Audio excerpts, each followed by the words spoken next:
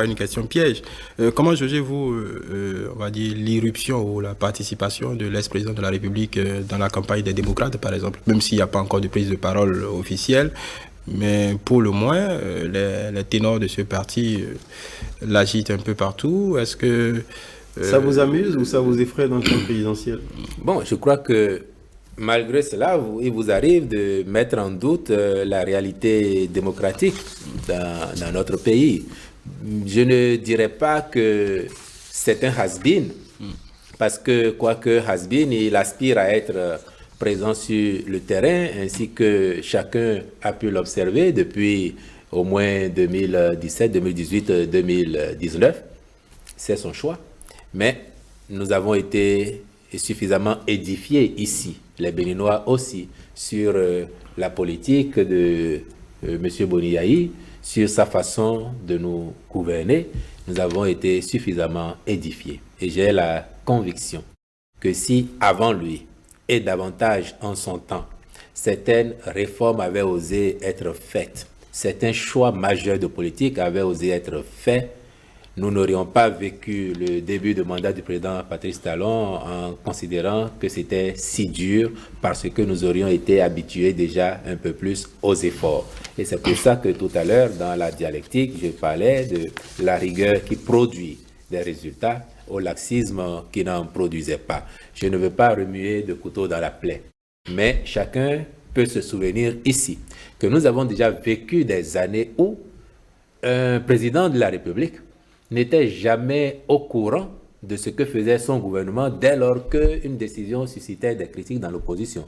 S'il n'était pas en voyage, c'est qu'il était en brousse et il n'avait pas été présent au moment où la décision a été prise. A contrario, depuis 2016, vous avez un président de la République, droit dans ses bottes, qui assume ses choix, les choix de politique de son gouvernement, qui les défend, qui les explique, qui en fait la pédagogie.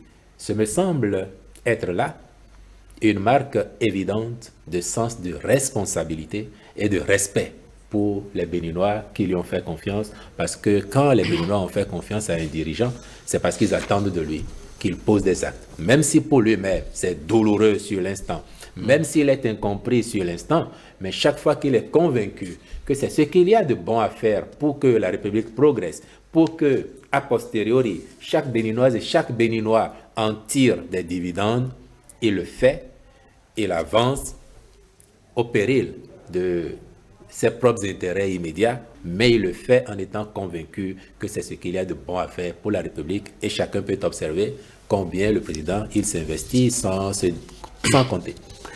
C'est déjà la fin de ce rendez-vous de réponse du porte-parole du gouvernement aux questions d'actualité, parmi lesquelles les offensives assez forte et vigoureuse de l'opposition dans cette campagne pour les législatives. C'est une bonne respiration démocratique, si je dois résumer l'appréciation qu'en fait le porte-parole du gouvernement, plutôt qu'une asphyxie démocratique, c'est tant mieux. C'est tout ce qu'on peut souhaiter pour notre pays. Les législatives 2023, ça fait le menu de nos discussions, de nos échanges.